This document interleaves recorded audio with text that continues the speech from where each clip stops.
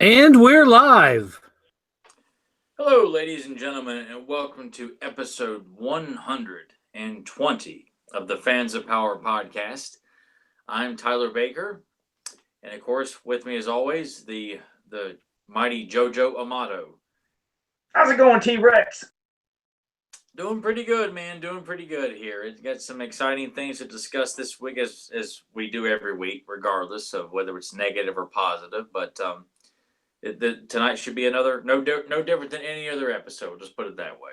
Yeah, like you said, a multitude of topics. And also, I just want to acknowledge we have Zentron. He said he's the first one in the chat room. So thank you for joining us, Zentron. And JSP, boom, he just popped up too. So thanks for joining us, guys. But no, so I was trying to think of anything, topical that maybe popped up. And honestly, I don't think anything really topical popped up recently that I can think of, like news wise, as for upcoming movie news or cartoon for she or anything, nothing like that. So I couldn't think of anything along those lines. I don't know about you if you've seen or heard anything. Um, Not really. I almost feel like we're kind of now in that gap between now and between, or we're just pretty much waiting on San Diego. Yeah. It's several months away, but still, that's kind of the next big tent pole reveal event. Unless something miraculous comes up regarding which I would rather not hear anything about a movie at this point. Okay. With this, yeah, just be kind of like insulting. I mean, Yeah.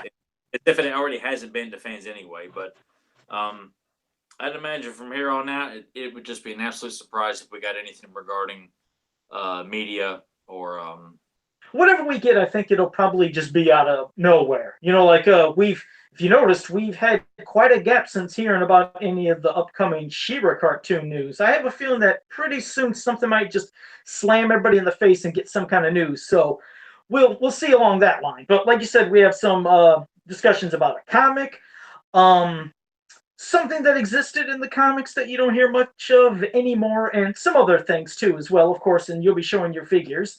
And also, I want to say hello to Mike Delaney and Christopher Dahlberg in the chat room. Thank you for joining us as well. cool. But well, however you want to start it, if you were going to start showing what you had there before we get into all our other topics. But one topic to start off with was you were going to show your next batch of figures you got.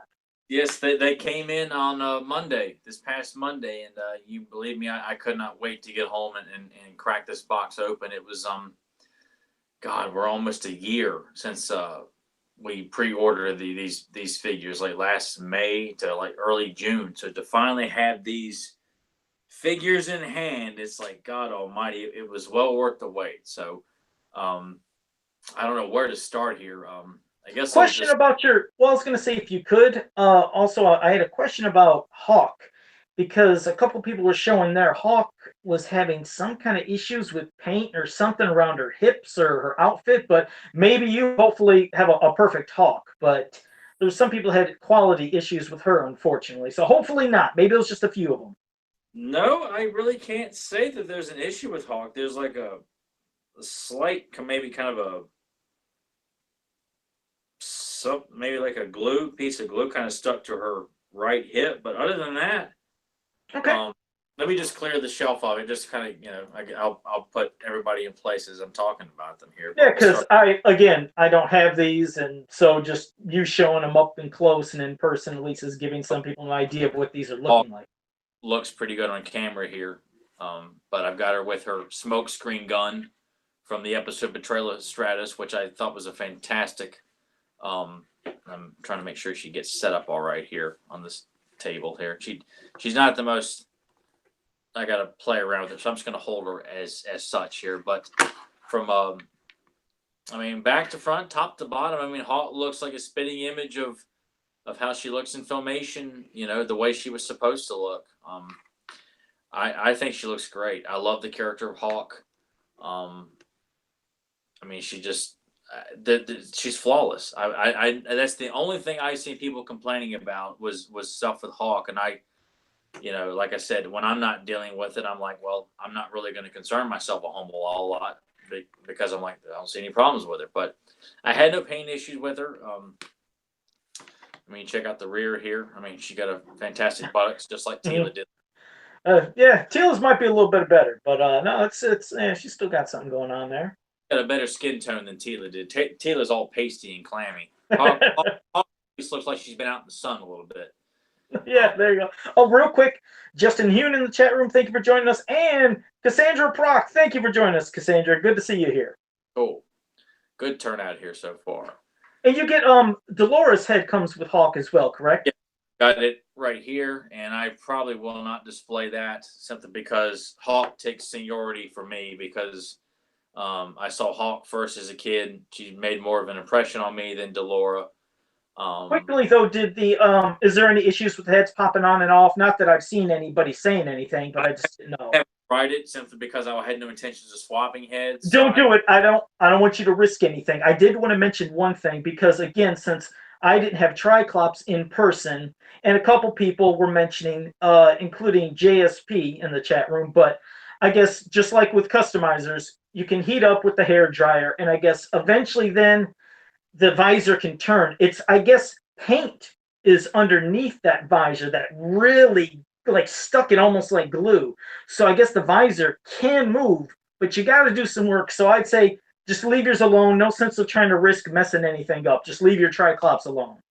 Yeah, I was actually kind of fine with how he looks anyway. I mean, John Perryman has sent me an article about how to do that, and I'm like, well, that's cool, and maybe at some point, but as of right now, I'm pretty content with the square gamma vision he has on display. So okay, because he's just going to go on display, and he'll be, I don't do a whole lot of maneuvering around. Most of the cast of characters I have on shelf have maintained the same pose for years. I may just move their position in the shot. If you were to take a picture, I've changed position multiple times, but I'll pretty much leave Triclops as is, and Hawk will stay Hawk. Unless I get good fortune of coming across another one that allows me to put Dolores' head on to have another character, I'm just going to be satisfied with what I've got. All right. Someone wanted to, as a nature of goodwill, they decide, hey, you know what, Dollar, I've got an extra Hawk. As a goodwill thing, podcast, defend the podcast. I give it to you to put Delora on your shelf or something like that. But again, I don't know. Can you see her all right, Joe? Oh yeah, we can. Yeah, we can see her fine. Also, Will Ellis, 1979. Thank you for joining us. But no, yeah, we can see her fine. Yes. Next, we're gonna go with the king of the arena, the mighty Lodar here, and this is how I plan on posing with his fists clenched in front of him. This is how he'll be on the shelf. His mace is right here. I kind of feel like it works better without the mace. I've kind of tinkered around with a lot of the poses, so I'm just going to set him right there in front of me as I talk. He stands up a little bit better than Hawk. But another flawless interpretation here. Lodar looks perfect from back to front, from even seeing the spiked cleats on his boots here. I don't know if they show it very well, but that was one of the first things I noticed when I got him. I was like, oh my god, like it's like right out of the mini comic. Like he's got spiked boots. Just makes him that much more imposing looking. Makes you just like, God Almighty. I had no clue that they did that to him. That is pretty awesome. I haven't seen it, but that's pretty cool.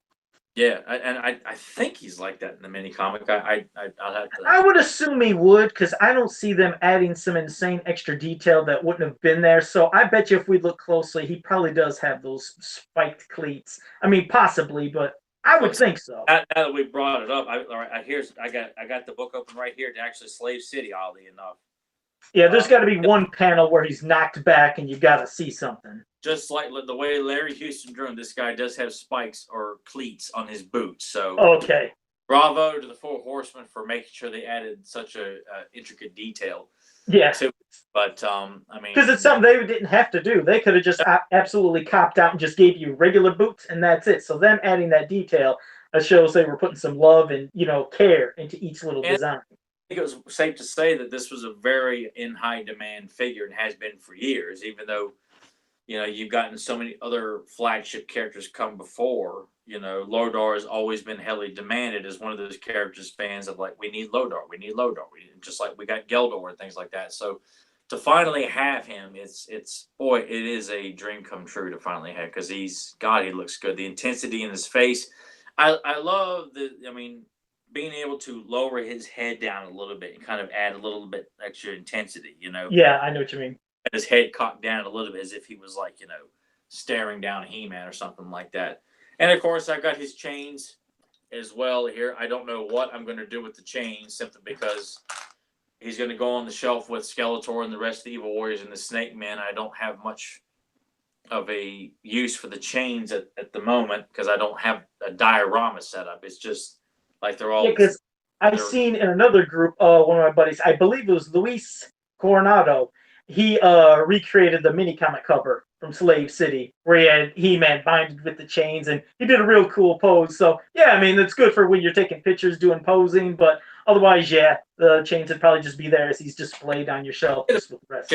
I would probably take one of my He-Man variants and chain him up to this as if like He-Man's a prisoner amongst all the Evil Warriors, and the Council of Evil is how I would lump Lodar in with like Batros and Plundar and Count Marzo and Chakotay and Mask and so forth, but and Geldor. But it's God, he looks cool. I mean, he really is just absolutely, and the mace looks awesome. I would love to know if Larry Houston is aware that this character's finally been immortalized. He might not be. Remember, I didn't even think he knew about Geldor, so that's something we might have to message him just in case. Like, hey, did you know they did Lodar also? So you might like to see that. Oh, I would love to have Larry back on the podcast, period, just to talk He-Man again with him. Since that first interview we did with him, the audio wasn't that great.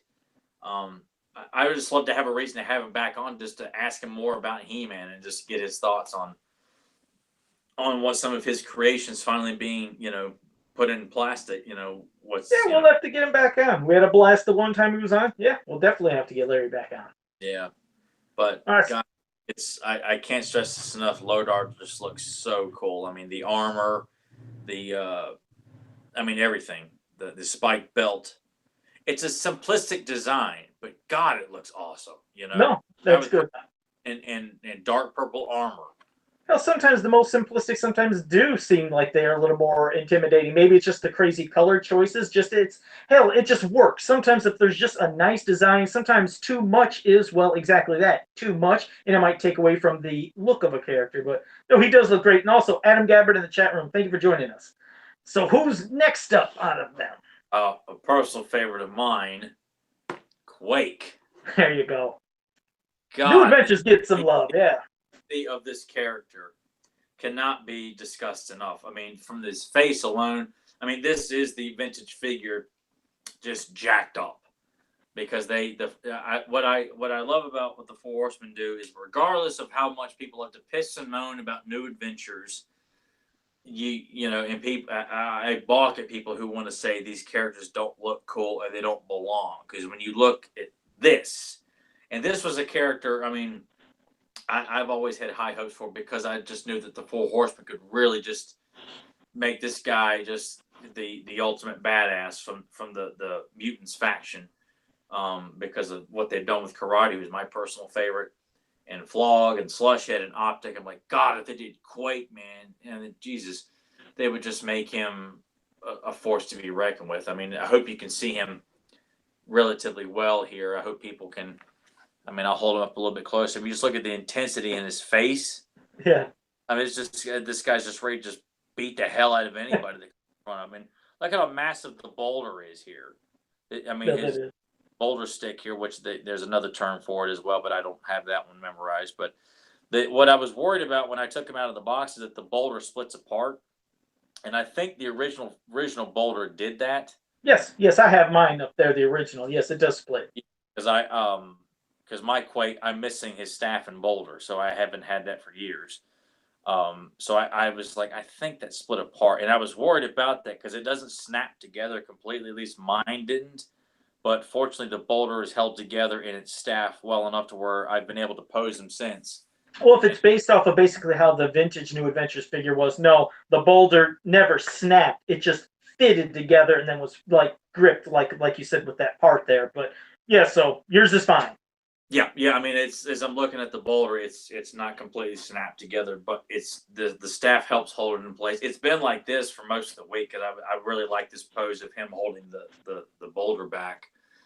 But all the details on him, from the seismograph on his chest, all the details on his helmet, his legs, everything. He's just an absolute stunning member of the mutants faction. And I mean, if people see this, if you haven't been sold on getting more New Adventures figures, especially the villains, by this point, after seeing Quake, then God, I feel like you've been lobotomized. Looks like a lot went into him. A lot went into Quake, definitely. There's so many details. I mean, just look at the guy's legs, his armor, the headpiece. I mean, it's God. He's just so awesome looking. I mean, you almost feel like you can't say enough words because you almost feel like they're too simple. Like the words to describe the level of badass about Quake here, I just feel like they're too simplistic. Just to say it's awesome, it looks great. I'm like, that's not enough. But I'm like, God, what other words in English language can I use to describe this level of badass? I mean, all of the four that I received here, and of course last week as well. It's so damn exciting to have Quake in hand finally. I mean, like his fingertips, he's got these long, these red fingernails. Just extra details that I think on the original Quake figure you could see fingernails, but these are colored in and everything, add a little extra texture to the character, and I just love his face.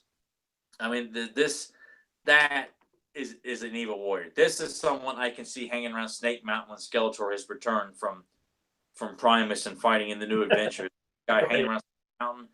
I can't say any of the evil warriors from Clawful, Triclops, Trapjaw, Jitsu, Too Bad are going to see this guy wandering around Snake Mountain and question, what the hell are you doing here? I think that would cause a paradox, though. We can't have that. It'd be like Back to the Future. Quake would come back, he would have sex with one of the females, and then it would create new characters. It would just destroy the whole space-time continuum. Oh, I had to do it. My Back to the Future moment. There you go. They're so smart, as if like they're all experts on time travel because they watched Back to the Future one too many times and somehow got it in their head.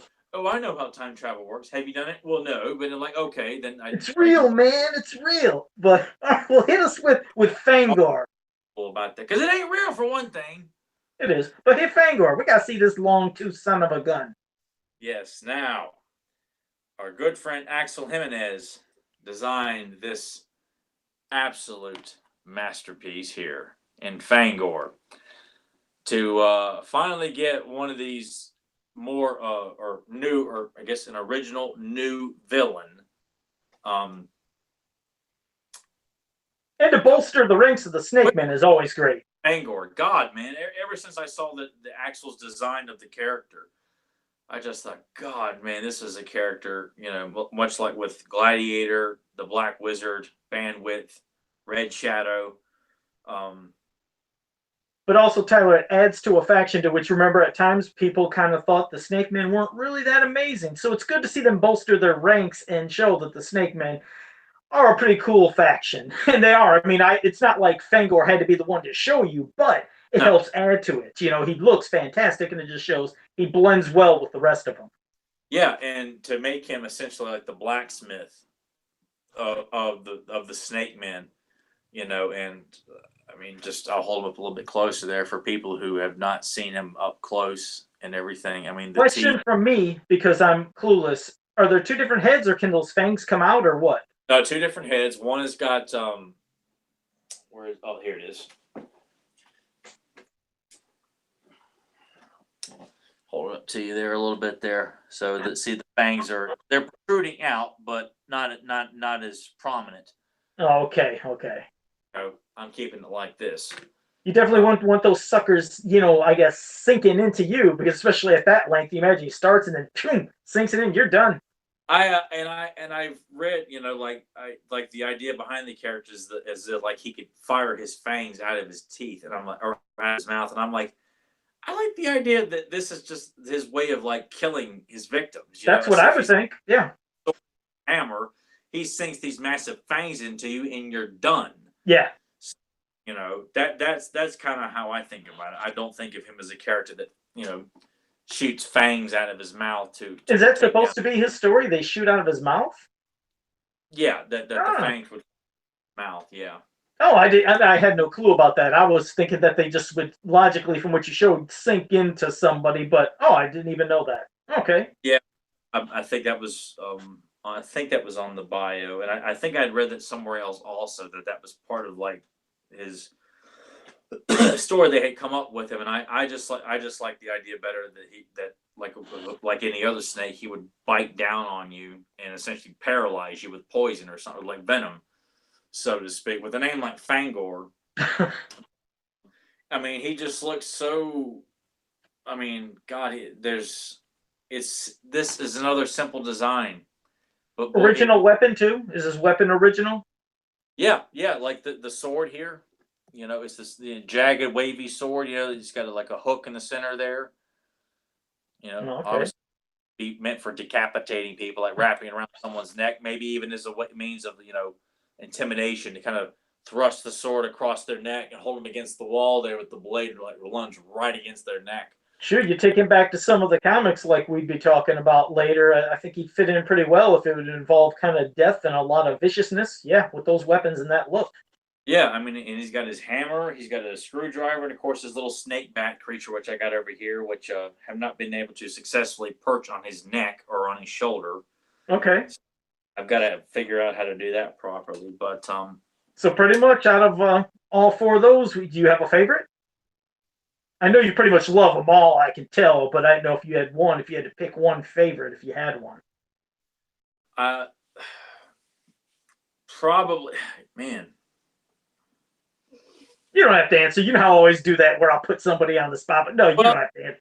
Like I said, there's levels of intensity. Like ever since I saw Fangor, I'm like, it would be awesome for them to put him together. Not only for me personally, but it'd have been awesome for Axel to have actually helped been responsible for the creation of what is obviously a very memorable character in this mythology now. And quite because I'm such a fan of the villains of New Adventures and the heroes, and to have another edition, which just helps me feel like, can we keep getting closer to getting, More. Liz, can we get Hoove? And I know you love Lodar from the mini comic Slave City, so that's a tough one. Another thing is, like, God is just this. I almost feel like this is way past it. Lodar we should have gotten. I felt like 3 or 4 years ago. Heck, felt like we should have got him when we were a kid with mini comics. Him and Geldor. Geldor both. This should have been a no-brainer, and I hate that Mattel just they gave. It's awesome they gave Larry such freedom, but they should have looked at them like God. We should have made this into a figure too. They would have been perfect figures back then. They would have been. I mean, right there, they came with the comics. They would have had their comic. There's the character. So yeah, and since we have this, we have to get Garn, and I want both versions of Garn. I want the Native American Garn and the African American version of Garn. yes. We'll say this on the bios for the bio for Lodar. I appreciated it. This was pretty cool. Is that they took the story of Tale of Two Cities and Slave City and essentially combined them both, and combine elements from both stories into one, and linking Lodar with Queen Belina and Draka, the wizard, and kind of linking them all together as him being an ancient being locked underground, and he's unleashed by Queen Belina, and I believe he's running the arena, which which He-Man sees himself fighting both versions of Garn. So I thought that was a pretty cool way of, and I would like.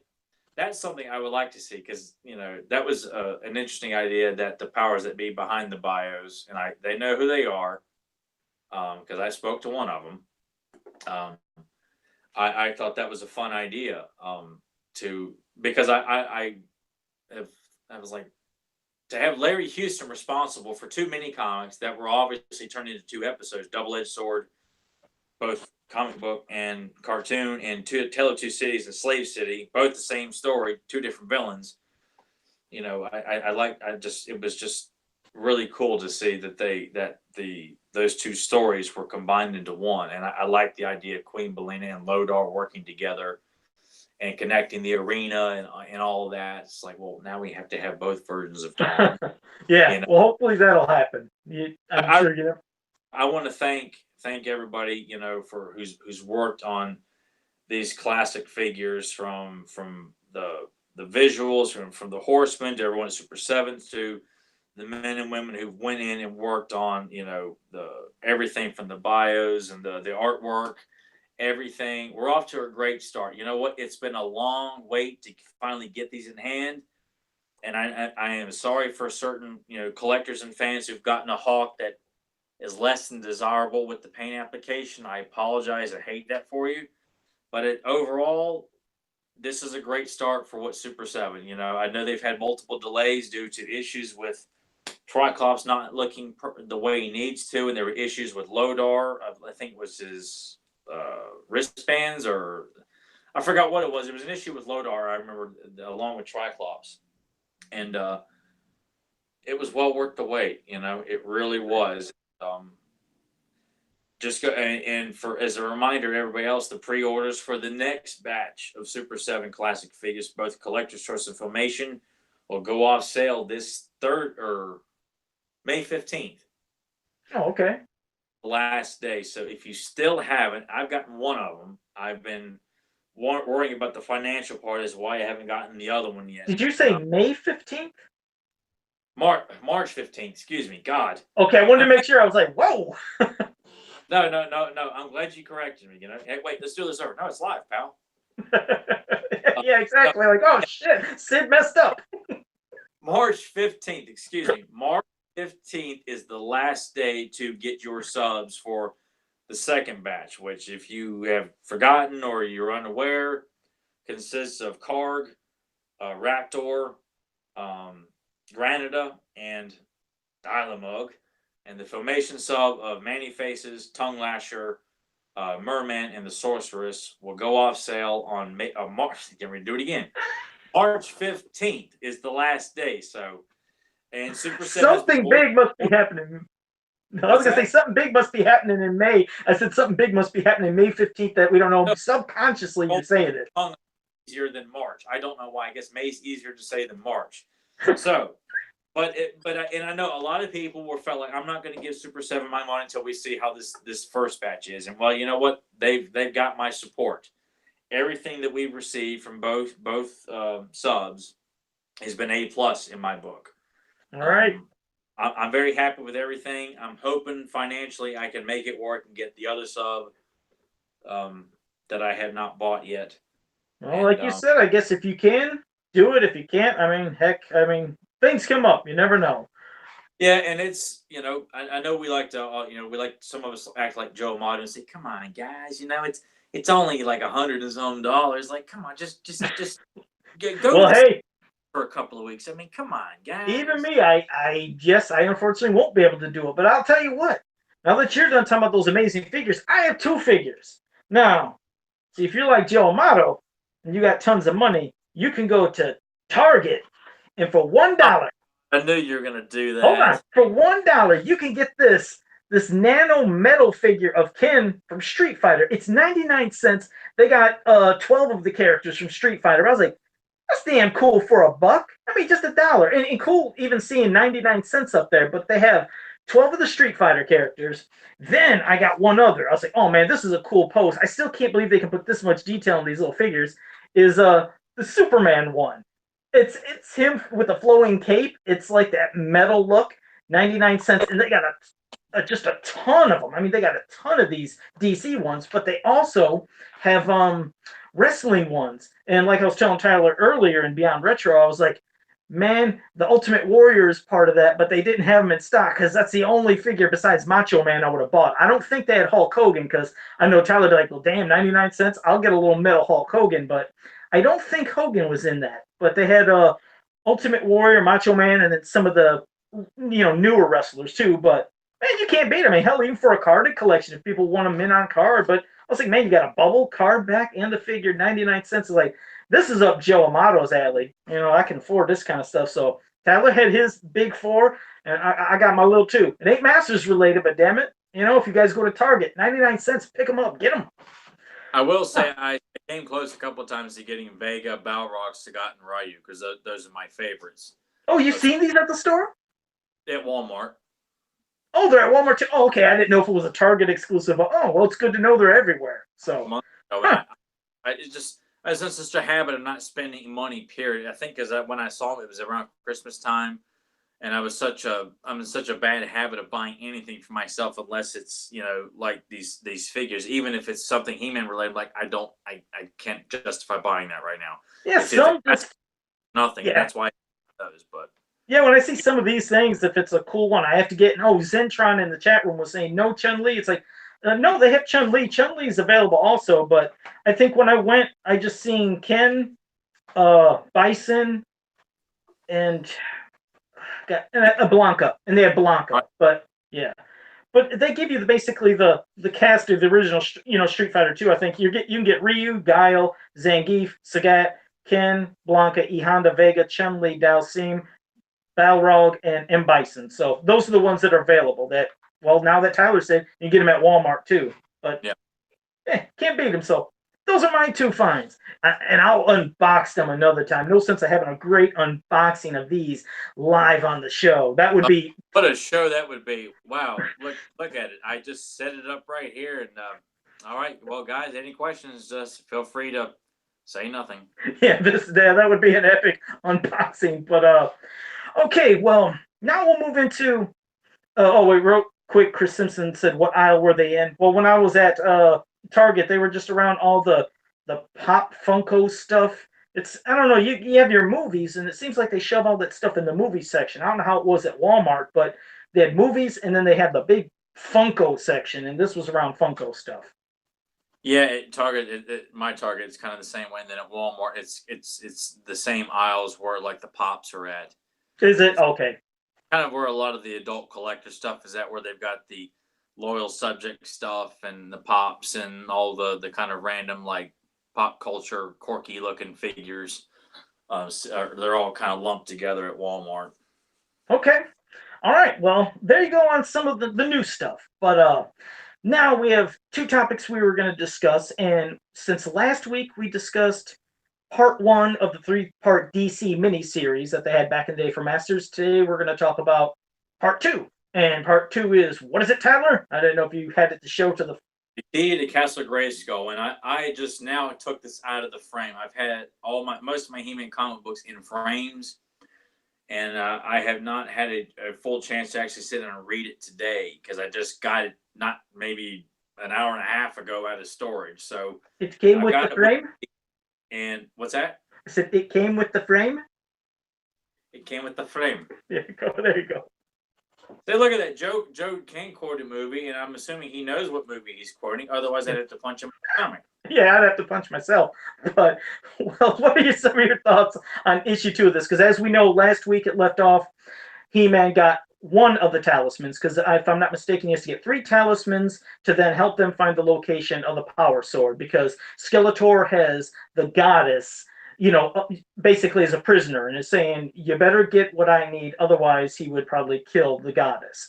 So that's at the end of issue one. He got the one talisman from Stratos, which was right around his neck, which will then lead him now to the second talisman, because he's going for one, and then Man at Arms, Tila, and Stratos are looking for the other talisman later in the comic.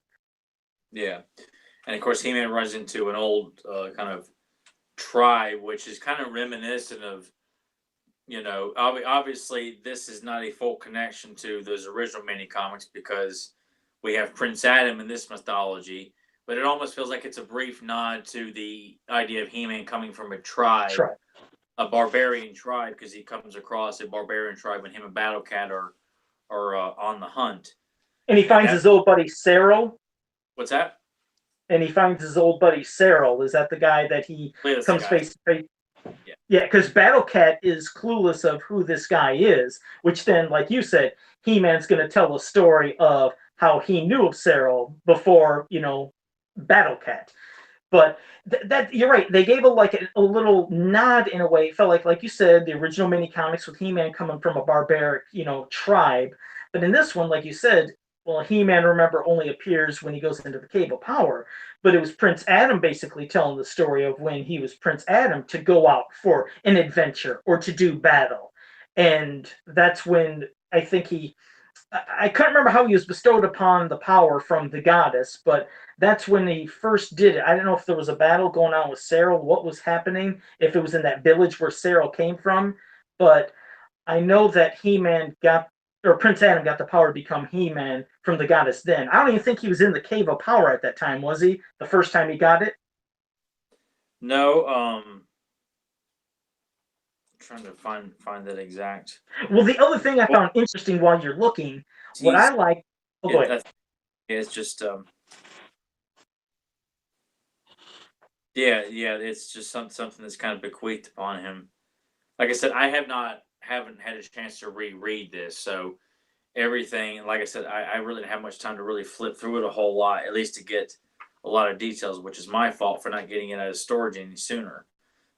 So Joe, forgive me for missing Oh it. I no, mean, that's fine. yes, I've had at least enough time to kind of get an idea of what's to remember what's happening in this comic book.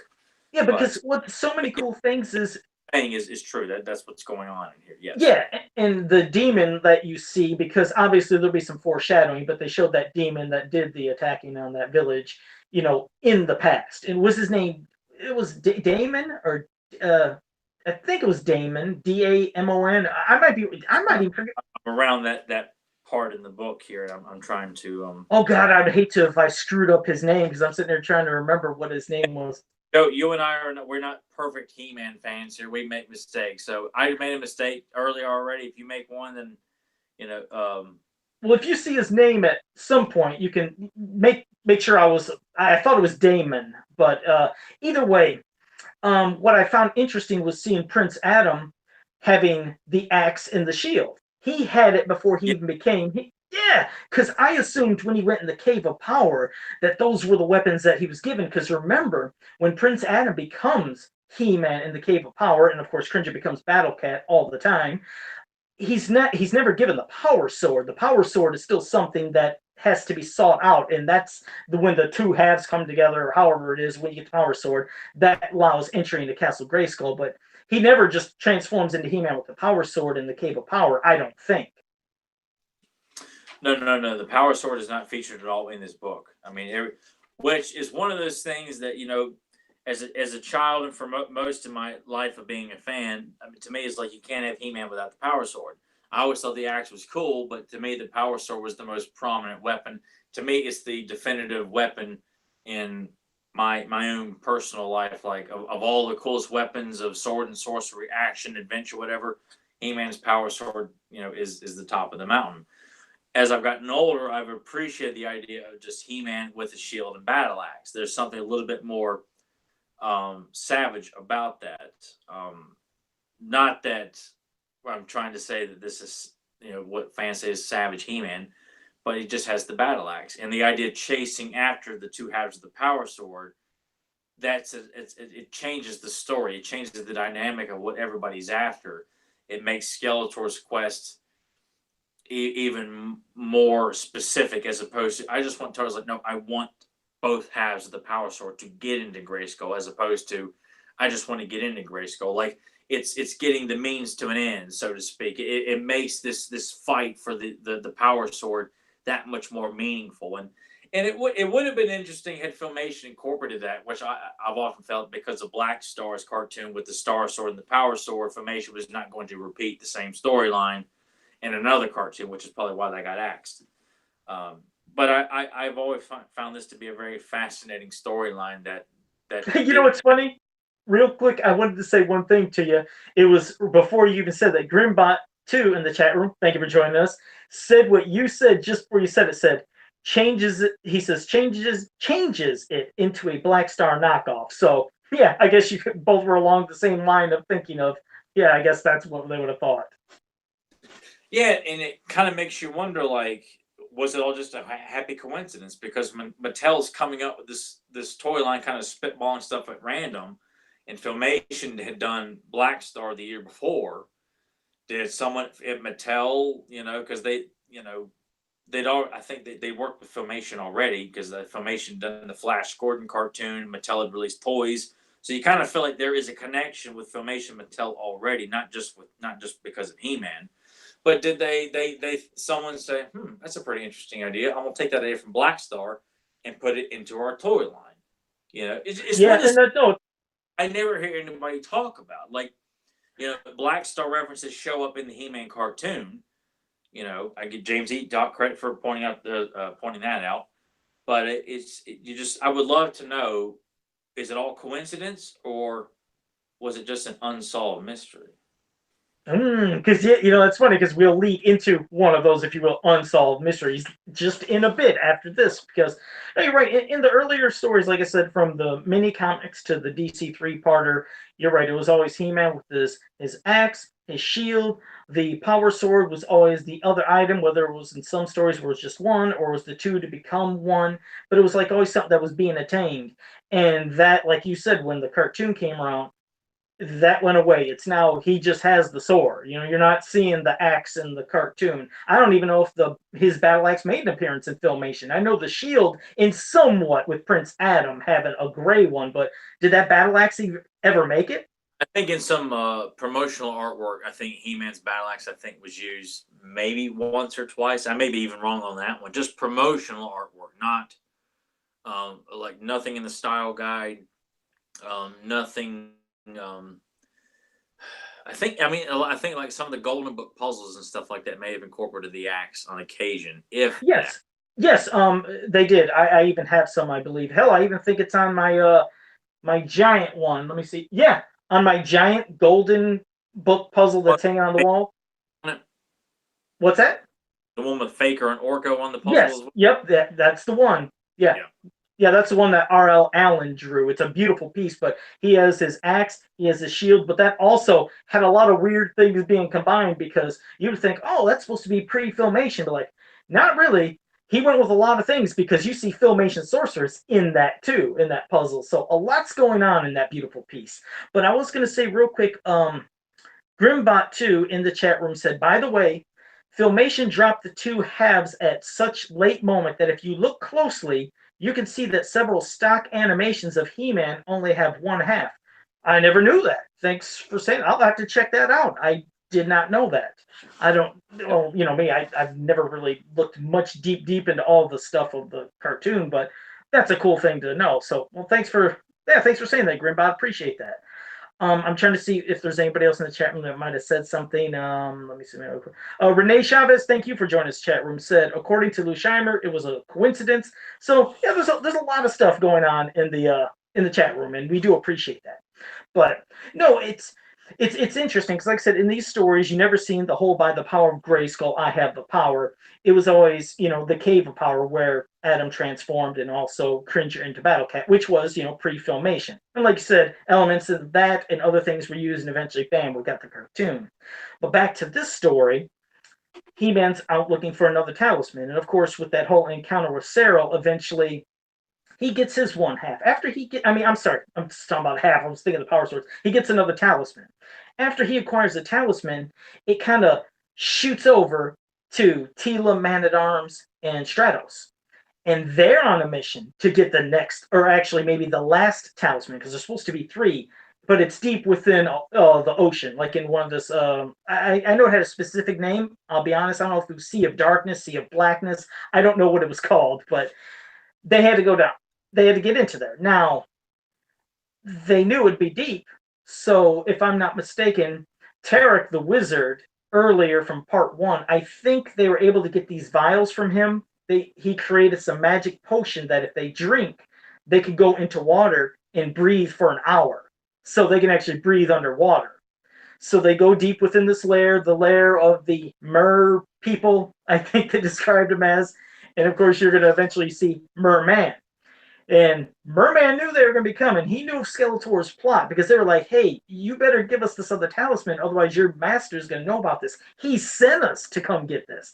Merman didn't care because Merman's figuring, no, heck, I'm going to use this and maybe I will find the power sword and I'll get into Castle Grayskull. So even it's cool to see Merman. He's all for himself, but then Skeletor sees all and knows all. He sees what's going on.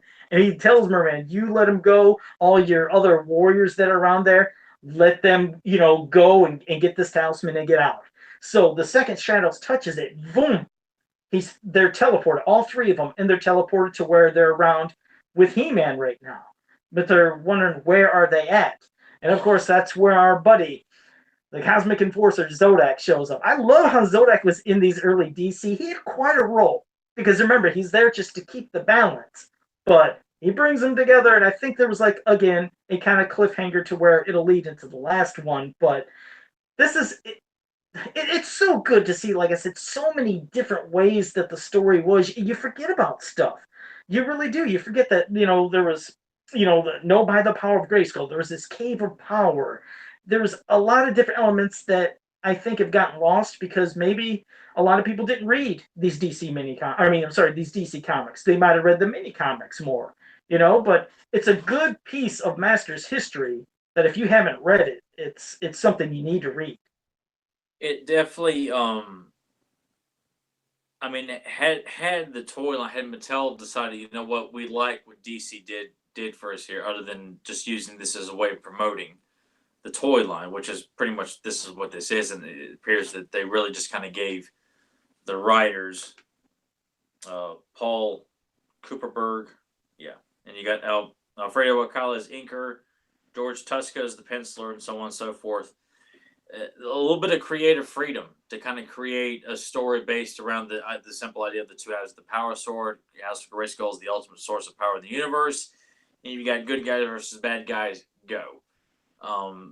It's a fun, simple storyline that would have been really interesting had they continued on, and we're introduced to the rest of the heroes, the rest of the villains, but everyone's still fighting for the two halves of the power sword. I think to have Hordak and King Hiss and the Horde and Snake Man come in and are all fighting for the halves of the power sword, and you're introduced to Clamp Champ and Cyclone and Moss Man and Mechaneck and Buzz-Off as buddies to help, along with it. It just would have made a completely different story as opposed to Skeletor just trying to steal all of Eternia's food, or trying to, destroy Buzz-Off and his people by having the Tycons eat all their food or something like that. Making Skeletor's purpose is just wants this ultimate weapon that's essentially the key to all the power in the universe, but it's also a sword.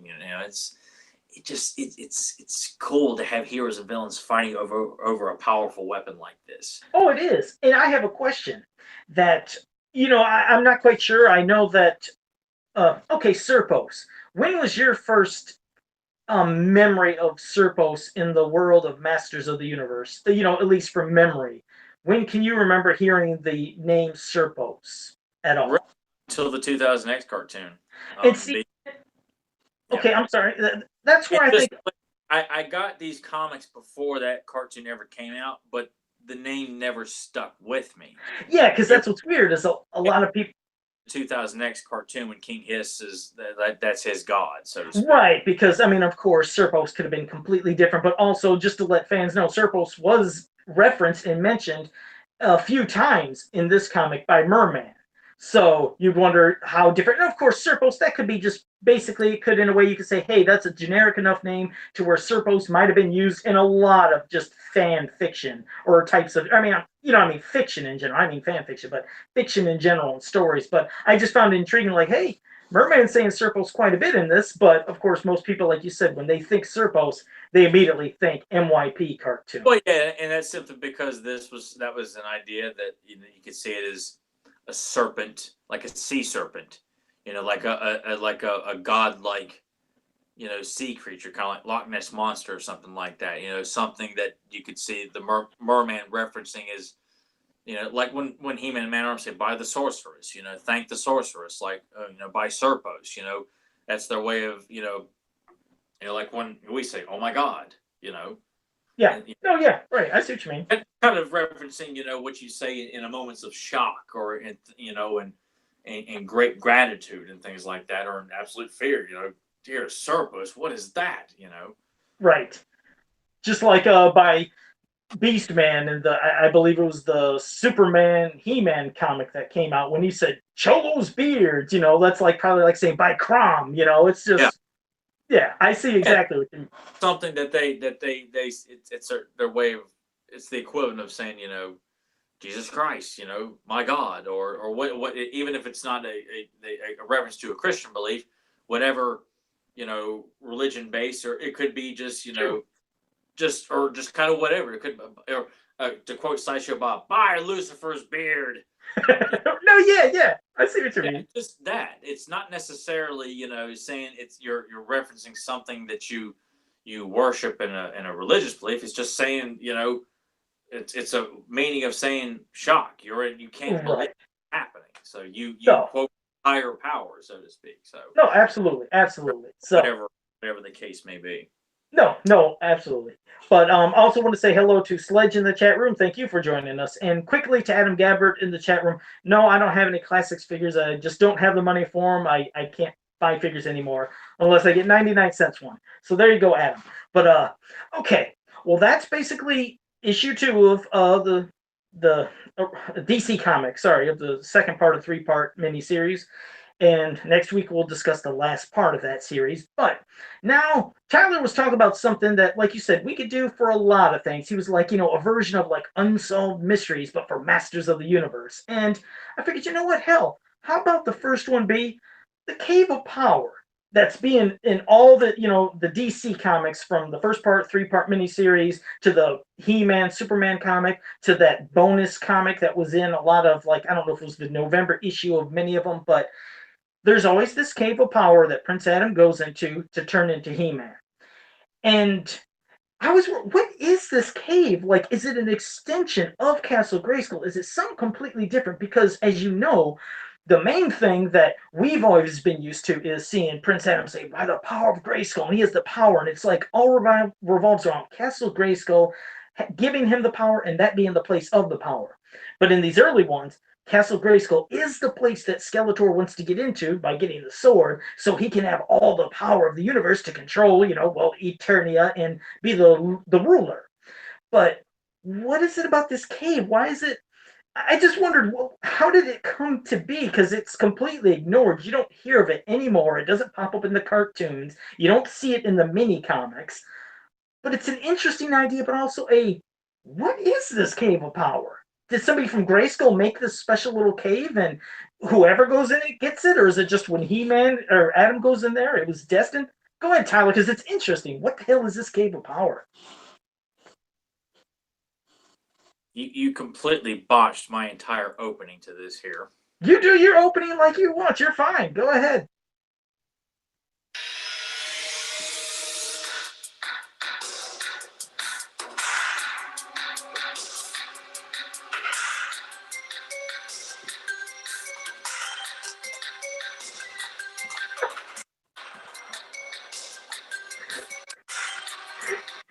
You did not just flash that light. You did not just do that. That was something else. I like that. Okay. But I was hoping to introduce the segment with the creepy ass music, and Joe just kept going on and on. I'm like, okay, maybe I'll stop now, and I kicked the music in, and then Joe was just like, Still doing it. Go ahead. You're still doing it. up here. I'm like, Joe, you completely botched my entire introduction to this segment. So I don't have a trench coat, and I don't have a fog machine with me here, so we just kind of have to go along. So I just have to blame Joe. This is what happens when you do things live. Things just don't go as planned here, much like an Unsolved Mysteries. Oh my god, now that's it. He's left. He just disappeared. As that Tyler's vanished just like the cave of power, never to return. Unless he actually was going off screen to go grab a trench coat and some glasses. I'm not quite sure. It crossed my mind of putting on some sort of coat and sunglasses or something like that. But you know what? I would have probably knocked over everything, and I'd have been like, the dad on Christmas Story, oh, sons of bitches, bumpuses, and knocking stuff over all over. Right. So, well, now that, I've got my botched opening here because Joe just insisted on stealing my thunder. Say that 2 more times and then say Thundercats Hope. But go ahead. All right. Yes, our first unsolved mystery, and if people like this, we'll do this more frequently because God knows there's an endless supply of mysterious ideas, theories, and characters that just have come and gone, and no explanation as to what happened to them. And the Cave of Power is a good example of that. This idea that He-Man or Adam and Cringer have to run to this particular cave to become He-Man, and it's an interesting idea, but obviously from a storytelling standpoint, it's not as practical. To that anytime there's a sense of danger, I mean, Cringer and Adam always have got to run to this cave to transform. And as you see in the first issue of the miniseries, when they come out of the cave, Skeletor's there. Now I know that's just to kind of get the story up and going, but it kind of is like there's that possibility that you could see them run into this cave, and then out comes He-Man and Skeletor. I mean He-Man and Battle Cat, excuse me. Which I was like, when I was rereading that, I'm like, God, man, that could have easily gone really bad, really fast. With Skeletor, like, oh my God, I just watched the Prince walk in, and out comes He-Man. But it's a really cool idea that just kind of up and disappeared, and it's only in these first few early stories. I don't even recall if it's mentioned in Michael Halperin's Bible for the Filmation cartoon. That might have been, maybe that was one of the things that they figured they'd scratch, because like you said, that'd be quite difficult if Prince Adam is trapped somewhere super far away from the Cave of Power. It's like, how are you going to even turn into He-Man then? You can't get to the Cave of Power. So maybe they just immediately axed the idea, said, nope, we got to think of a different way. Let's have him have the sword, call upon the power. It'll be easier. He can do it anywhere. It makes more sense for that. Plus, wanting to know like what makes this cave so powerful. Why is this cave in particular that it's just called the Cave of Power? There aren't any kind of, we're not given, but not to say this is a bad thing, because I like having a lot of open-ended ideas in He-Man. I don't like having everything explained to me, but it also kind of takes away a source of power from Castle Grayskull. Whereas Castle Grayskull is all fans know that's what everybody's fighting to protect or to gain access to, take over, preserve the power, or abuse it. Take your pick of which side that you're supporting there. But having the Cave of Power takes away a great prominent part of what makes that castle so important, is that's where He-Man gets his power from. And, that's taken away if you go along with this Cave of Power idea. Whereas, okay, we're not given any idea of what makes Castle Grayskull that kind of epic scale level of importance, because He-Man's power doesn't come from that castle. It comes from this cave. Okay, well, why wouldn't this cave be almost as important as Castle Grayskull? If this cave can turn He-Man or Adam into He-Man, can it do it for anybody else? Can it not turn them into He-Man, but can it be power obtained by another source, good or evil? Is it strictly, something that's only a chosen one is given? It's just kind of one of those things. It's an ambiguous idea, but it's what makes it kind of interesting is it just kind of ups and disappears from the mythology altogether. I think it would be cool if it was used in the mythology to a certain extent, but not let it be Adam's source of the power. Because like Joe said, it kind of puts the writers into a kind of a box that they can't really get out of. You can't put He-Man or Adam in peril much if you've got to write him out of this scene, run across the planet to get to the Cave of Power, Yeah. and run across back. The idea of the transformation with the Power Sword makes storytelling a lot more convenient. Even no matter how hard a story that you write, you can get Adam out of trouble as long as he's got that Power Sword, no matter where he is on the planet or in the universe, for that matter. Yeah, because in these comics, it almost in a way felt like, to me, I know it wasn't, but, when he would say, okay, Cringer, we got to go to the Cave of Power, I always felt like it was in their backyard or something. Okay, let's just go run around the block, bam, you're there. They just made it always seem so convenient. But, no, it's like you said, it's a lost idea.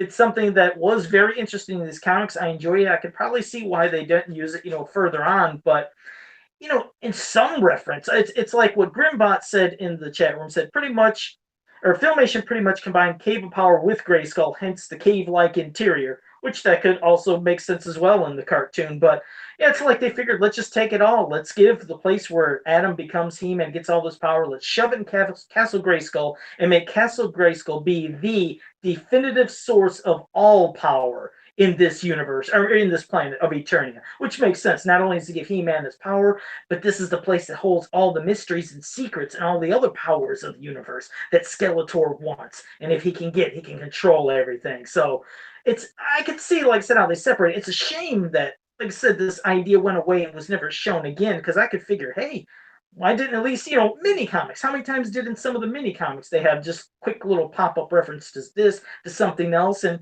it could have been interesting to maybe see an appearance and maybe in a different form. Maybe it did something else. I don't know, but a shame it went away like that. Also, I want to say hello to Delva78 in the chat room. Thank you for joining us.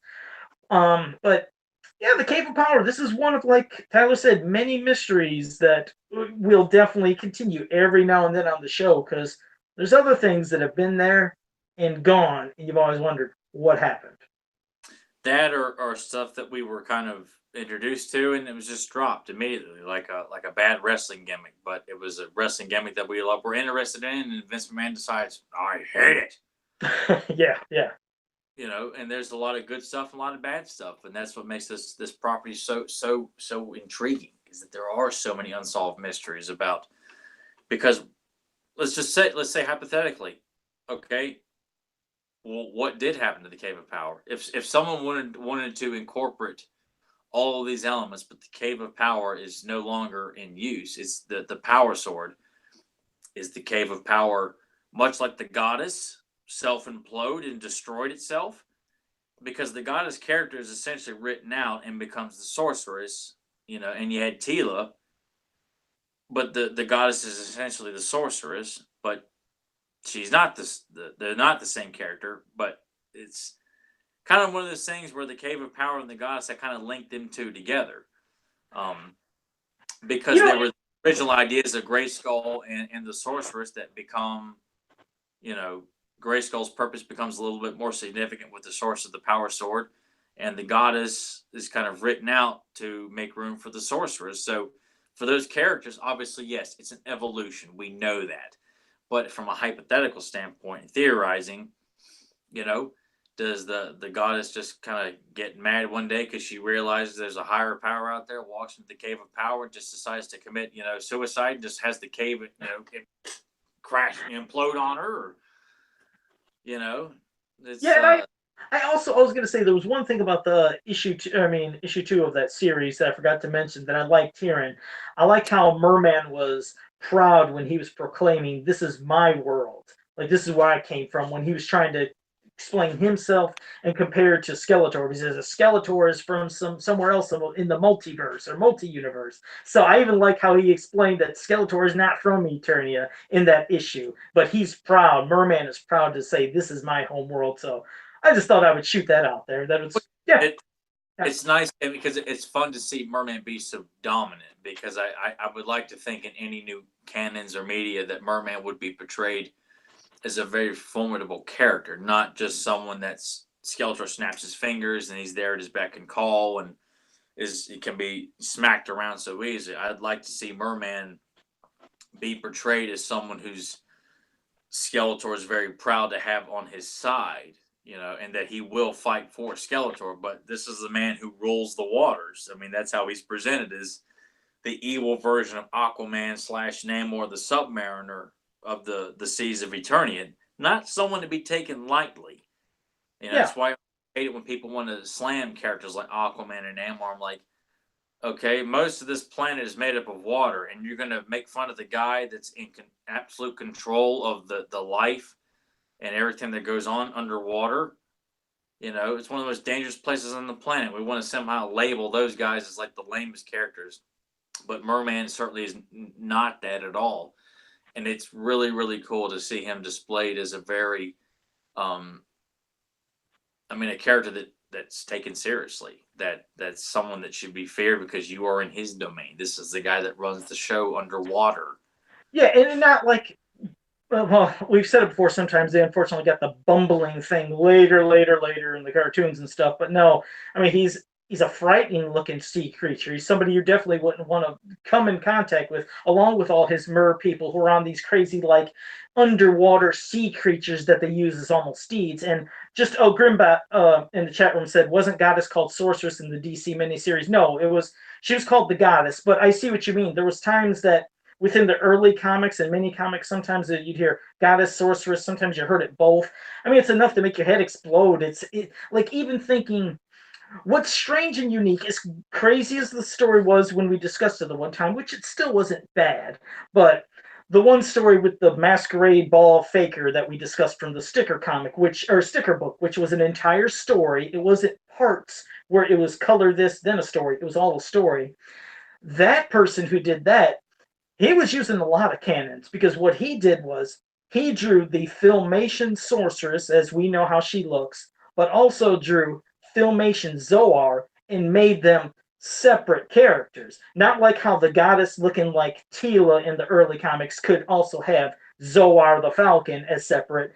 No, he took basically the look of Filmation Sorceress and Filmation Zoar and put them in the same story but separate characters. So the sorceress did not become Zoar in this story. So some of these are so crazy, but it's still it just makes it fun just to see some of these different stories that were used in different types of media back then.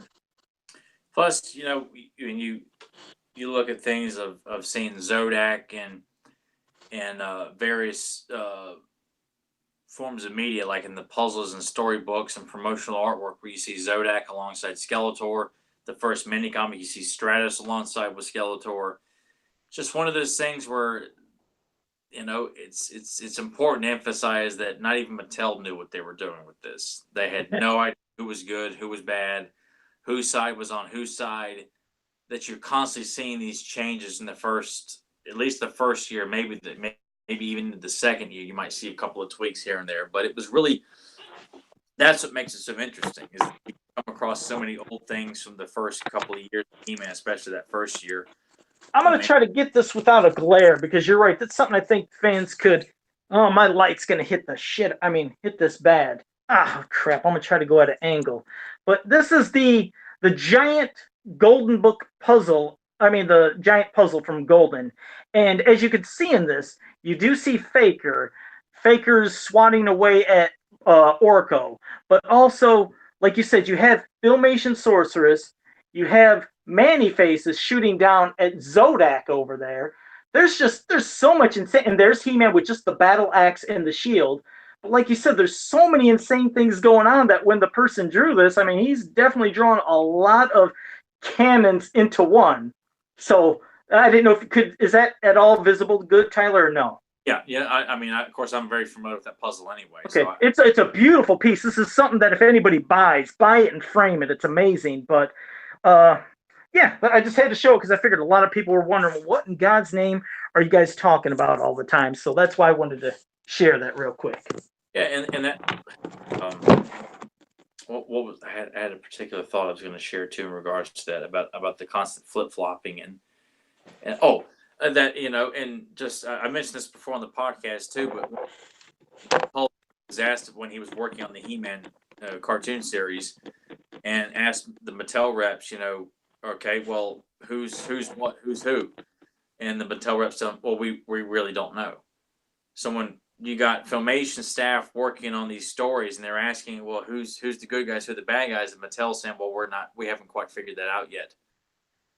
It just shows you that, you know what, that's what makes this thing so much fun, is that it was, I mean, it took a while for it to find its footing and establish who's good, who's bad, who's fighting for what, and until we get the main storyline of He-Man and the Power Sword is always trying to protect Grayskull from Skeletor and other outsiders, and that's it. Whereas this was constantly changing from the Cave of Power to the Goddess to the Sorceress to just He-Man, then having an alter ego, and it's just a lot goes on. Like I said, it's great. It's great to just go back and look at a lot of the history of the stuff of this.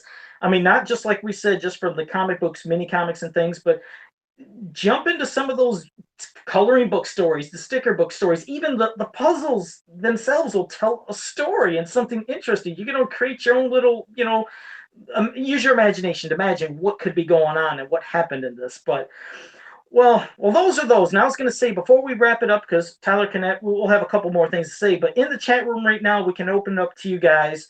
We'll answer some of your questions. If you have any questions at all you want to ask, whether it's something about the cartoons, the comics, the toys, memories, anything. If you want, go ahead, shoot us a couple questions. We'll answer those before we wrap it up. But yeah, we were still just going to discuss a couple things before you do that. But go ahead, Tyler.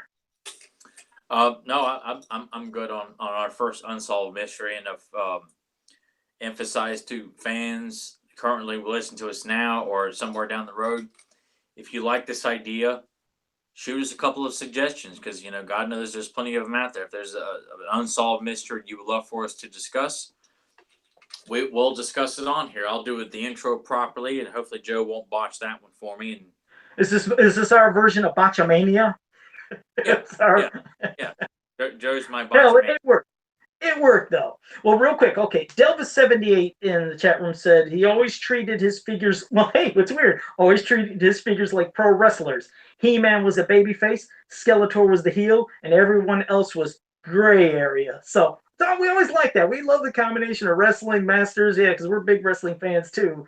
But okay, Adam Gabbert in the chat room said, Tyler, what is your favorite Masters of the Universe Classic figure for male and female out of all your figures, if you had to choose one of each? Female, probably have to go with Huntara, and then male, God, having to choose like one definitive male between heroes and villains. I'm really happy with Cyclone. I really like Cyclone a lot, and then I'm gonna throw in a villain just for the sake of it. Probably Too Bad. Okay. God, I used to love Too Bad like crazy. Yeah, that was a fun, especially vintage style. Loved them. But yeah, all right, well, my favorite evil warrior. Period. So. Oh, cool. All right, well, thank you, Adam, for that. Zentron has a question. Between He-Man and She-Ra in the animated series, who would you say was most violent character? Well, as for me, you know, well, when watching She-Ra, since it seemed like she would encounter a lot of Horde troopers quite often, probably more than He-Man knocking around those hoverbots, robot knights in, Masters of the Universe. It seemed like She-Ra got time to show to be more violent, I think. Even though we know. I would argue that. Well, it seemed like she'd had more time to shine with doing some of the stuff like that compared to, if maybe like how the later seasons of He-Man got a little more sugar-coated and she was sugar-coated, you wonder what would they both have been like if they didn't get attacked by the parents and all the groups to lighten up the show. But I don't know. At times, it seemed like she got to, at least for me, it seemed like she was doing a lot more smashing. But I know He-Man done his share too. But I don't know. It's a tricky one. But I'd say She-Ra just from a lot of things I remembered like that, maybe. No, I'd say He-Man because, there's been several occasions where He-Man would actually put his hands on, Merman, Beastman, Triclops, Trapjaw, Clawful, where he is engaged in physical combat with them. Like he has punched Clawful. He's knocked the hell out of Triclops. He's taken Trapjaw's, laser cannon, bent it up, put him on his war sled and threw him. Merman's attacked him with the sword multiple times. And he grabs him and throws him away. Beastman on multiple occasions has attacked He-Man, and He-Man will either just, like in Colossal Awakes, cuts the whip, and while Beastman sits there stunned, he picks Beastman up, grabs it, and just throws him. And also in Diamond Red Disappearance, when Beastman leaps at him and He-Man just grabs a hold of him and just throws him off to the side. So to actually see He-Man grabbing a hold of, or even when so I think it's Song of Solace, when Skeletor's trying to get away, and He-Man grabs a hold of him, takes his arm and puts it behind his back. He's got him in his arm lock. And Skeletor, tells him to let him go. You put him in a reverse chicken wing. Yeah. He's got a Bob Backlund finisher there. Exactly. He goes to the ground and everything, and he's choking him. Then he's looking at his hands, like, why, He-Man? Why? But all right. Well, thanks for that. I think He-Man has been a little bit more hands-on and as means of physical combat. She-Ra does an awful lot of kicking and just destroying Horde troopers. And she's I know she's thrown leech before and things like that too. But I just He-Man engaging in physical combat. It's not the what we had hoped with clashing of swords and stuff like that. But he has, knocked away, villains on multiple No, I occasions. understand what you mean. I'd probably let She-Ra kick the crap out of me anyways. That'd be fun. But all right, well, thanks for that. Hey, All right, Christopher Dahlberg in the chat room said, "Do you think we can petition Dark Horse Comics or some other company to continue in the Alcala vein of He-Man, even a continuation of the original DC Comics stories would be great." Um, I mean, it's something I'd always love to see. I'll be honest with petitions. I don't know how well some of these things work. I mean, fans they usually have their voices, be quite vocal with a lot of things, polls and everything. But I don't know how much that could affect any type of thing of any comic company listening to possibly what fans would want, because they usually want to try their own twist on a given, property. And I mean, it'd be nice. I would love to see something like that. It'd be interesting because I love that, look and style and maybe even story wise. But I don't know if they'd ever go back to that, honestly. But Tyler, your thoughts? I just don't know. uh, I think it would be in better hands if Dark Horse was doing it because DC tends to piss away a lot of stuff for the most part. Not, I mean, at least recently. And I just feel like DC's just not that interested in He-Man. Period. They don't consider it a very viable property for them to have in their library of characters, which that's fine. Superman, Batman, the rest of the Justice League, heroes and villains. That's the bread and butter. He-Man is not, and hasn't been for quite some time.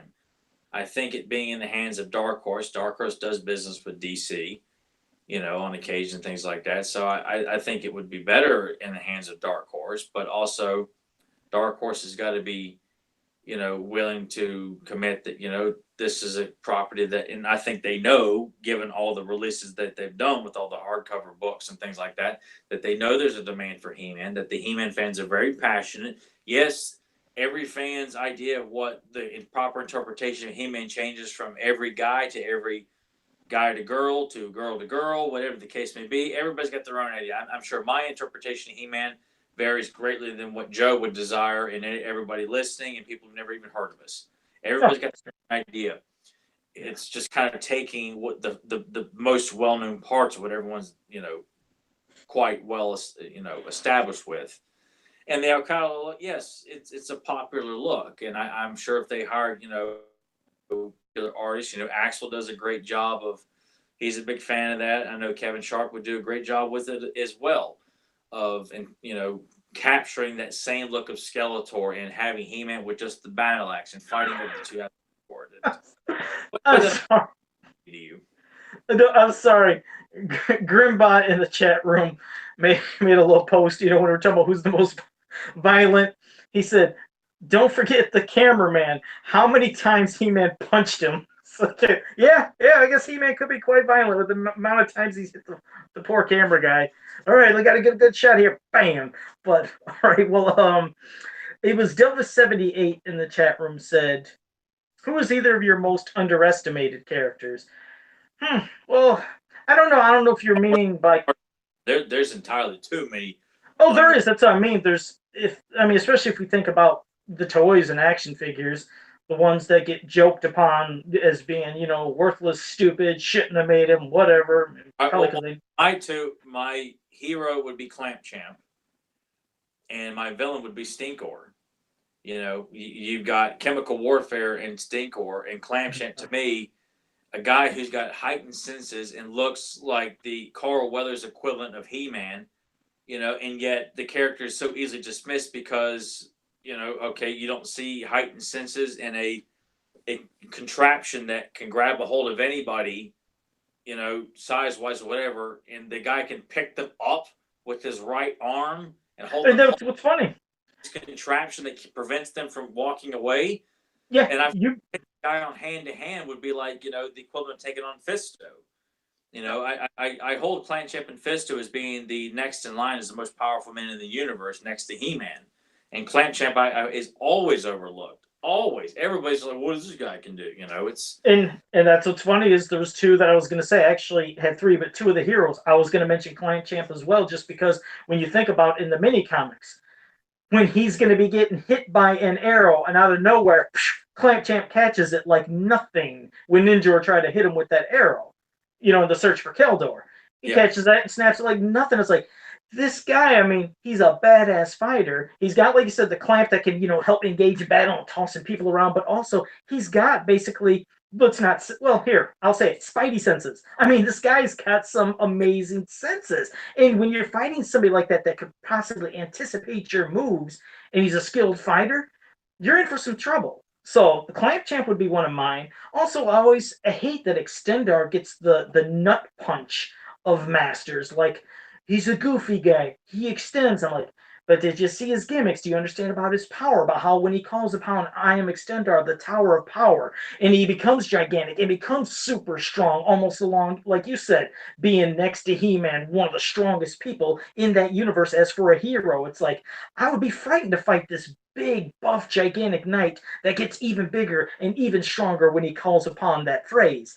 So those two for me, yes, are two heroes that are quite underestimated, along with others like, well, Ninjor. I mean, Ninjor, just they always say, what's a ninja doing in Masters? But a ninja that's stealth, can hide in the shadows with upping the power of Masters, all his arsenal of weapons he has.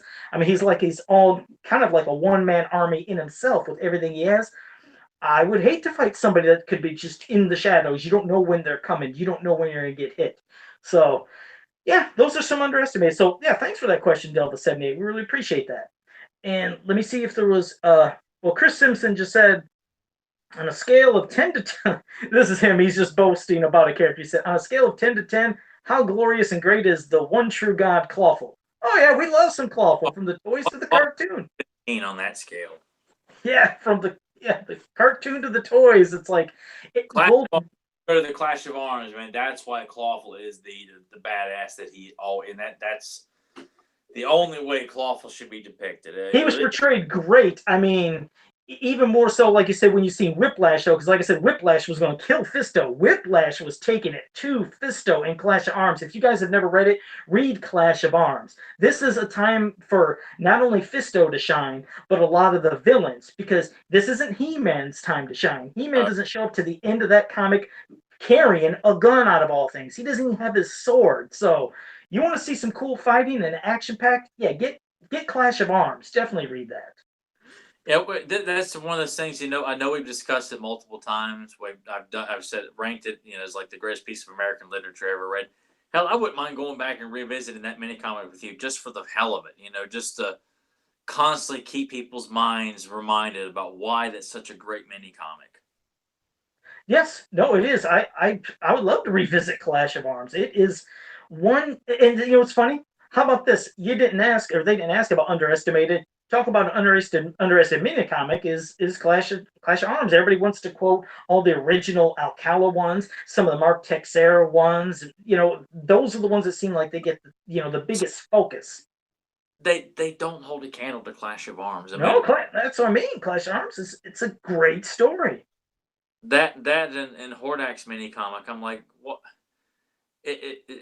That's a discussion in itself. Why is it when people mention mini comics, it's just those first 2 years, and that's pretty much it? Yes, people can remember certain ones. Oh, I like that one too. But that consensus, that mass consensus, is strictly the first 4 mini comics / storybooks, and the ones that were done by Mark Texera. They're all great. Don't get me wrong, but it's I felt like Larry Houston's run on the mini comics, he was attached to a lot of great stories, a lot of fun. And that Clash of Arms, man, my God, that Hordak mini comic, when you've got 3 factions all duking it out in front of Castle Grayskull, and then they turn on each other. Why aren't people celebrating that story? It's there's just so many that, just like Joe says, get overlooked. Clash of Arms is probably numero uno on that list of overlooked mini comics. Yep, and after you read it, everybody's heard it, familiar with it. And that's what I mean. After you guys read it and you see everything that's going on, you'll think, how did I never read this and why was it so overlooked? So, yes, read Clash of Arms, which, yes, we will revisit sometime. Now, one more about one more question from Zentron before we wrap it up, because we're going to have to wrap it up here quick. He said, "What did you think of the depiction of Clawful in 2000X series?" Well, for for me, I loved his look. He was a huge son of a gun. He looked vicious, but they had to do that dumb oaf him up like gee George. They made him. I was like, why? Why did he have to become an oaf? Why did you have to do that? Why couldn't you have him either? Well, one, be a mute, or if he wasn't a mute, sound vicious and look and sound as vicious as you look, because he looked wicked. It was a great redesign, but the character depiction of his how he talks and how he acts, that was the thumbs down. Look, thumbs up. The way he thinks, thumbs down. Couldn't stand it. I mean, I remember when me and my brother watched the premiere episode of the beginning, and him and Whiplash are working on that contraption that works on cordite. And he goes, it's not working. My brother laughed because he was like, what the hell is this? And I just sat there like, oh, God. Yeah. One of those things where you felt like, okay, maybe if he just doesn't talk at all, maybe because the promotional images and you see it briefly in the one of the teaser trailers, they're like, oh my God, that's Clawful. Clawful's going to be one of the characters that were shown immediately in the very beginning of the cartoon. Yeah. You're not going to be introduced. Now he's one of the big. This was great, big news, and it was just like, well, we got to make some of these warriors idiots so kids will laugh and think it's funny when they They sound should like have did it. and they decided to take Whiplash and Clawful and make them into the biggest idiots because they're the brutes of the evil warriors, so therefore they speak like morons. Yeah, if you're a brute, you have no brain apparently, and it's that was sad. That was sad, but it was sacrilege. It was a big sin to waste Clawful the way they did. Yes, it was. I loved his look, but I hated the way he talked. But and Zen Brown, I didn't know if I acknowledged you, man. Hello in the chat room if I didn't. We got going there for a bit, so I acknowledge you there just in case. But okay, well, that pretty much kind of wraps it up. But Tyler will have some closing things he'll say, and then I'll do my closing remarks as well. Don't forget the Super 7 subs will be finalized on March 15th. Yes. Check out heman.org and go to the forums. Don't forget PowerCon's coming up in this coming August. If you're interested in going to that, you have to get your tickets and things for that. Let's see, check out Axel Jimenez's artwork. Check out Kevin Sharp's artwork. Both of those gentlemen are available on Facebook. Joe MOTU's Customs. Check that out. Just trying to think if there's anything else I could recommend. You know what, people? With warmer weather approaching, when we start hitting the gym, I can't emphasize enough. Bring some He-Man cartoons in as some motivation, or use He-Man as a motivation to get your butt in the gym. If you're one of those that is like, oh, I'd like to get in shape, I don't have enough motivation. Let me tell you, the He-Man cartoon, the He-Man movie, or just He-Man in general, can really light a fire under your ass of like getting you in gear. There is nothing more exhilarating in the gym than having the He-Man transformation sequence blasting through both your ears. It makes you almost invincible when you're like lifting weights in the gym. So just a recommendation that you want to get ready for, the summer season, things like that, going to the beach with your husband, wife, boyfriend, girlfriend, significant other, whatever the case may be, want to get in shape. Use the power of Grayskull as your major ass kicker in the gym there, man. And there you go. It makes a big difference. Let me tell you, I've been using He-Man as motivation in the gym for years.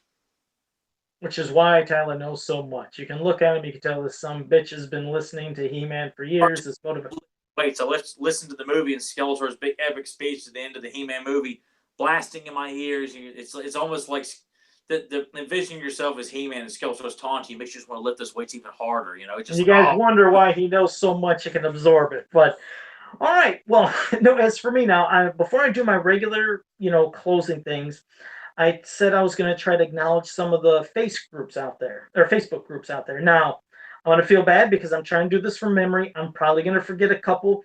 If I do, I apologize. I'll try to get you in the next one. So if I miss it, you guys can always message me and say, Joe, damn it, you didn't say my group. So I'm just trying to say you can go to the Slime Pit, the Toy Lounge, enjoy the toy, MOTU Evolution, MOTU Nation, the MOTU Man Cave as well. That's it's a select group, but I had to give a shout out to my buddy and his group. It's a great group, the MOTU Man Cave. Lucky Legends, Collectors of the Universe is another page. Masters and Mythos, and these are the ones that just popped in my head right now. So I know I probably forgot some. Sorry. Scareglow Facebook page. That's it. Thank you. I meant to say Scareglow's house. Thank you. I just said that to somebody earlier. I was saying, yeah, I'm probably going to mention something about Scareglow's house, but I'm going to shorten it up so I didn't say everything about Scareglow's house and this and this and this. Because if you search on Facebook and say Scareglow's house, you'll find it. Thank you for saying that because it went over my head. And those are the ones that immediately popped into my head. If I forget some, I'll get you next time. And oh yeah, Descendants of Grayskull. Jesus, the great unboxing. Oh, thanks guys for helping me out. Yeah, like I said, I feel like a horrible person if I forget somebody because I'm not trying to ever forget somebody. Zentron says Shadow Weaver's Realm, so everybody's mentioned it. Okay, well now let me say mine before I go and forget what the hell I always say at the end, and I'll get any next week. Go to fansofpower.com, go to popculturenetwork.com, go to hemanworld.com, and on Facebook, go to Masters of the Universe He-Man is your ultimate fan group. All great places, all great people. Wait, and before I say until next time, I also want to say thank you everybody in the chat room for joining us. It was a blast having you. Loved the interaction, loved your questions. Kimmy Craft, thanks for joining us. Yeah, we're just closing it up, but you can catch us on a replay. So thanks for joining us late, Kimmy Craft. I was just getting ready to say the last thing. So again, hope to see you guys here all next week. So until next time, have a powerful day. Jose Canseco back. Tell me you didn't pay money for this.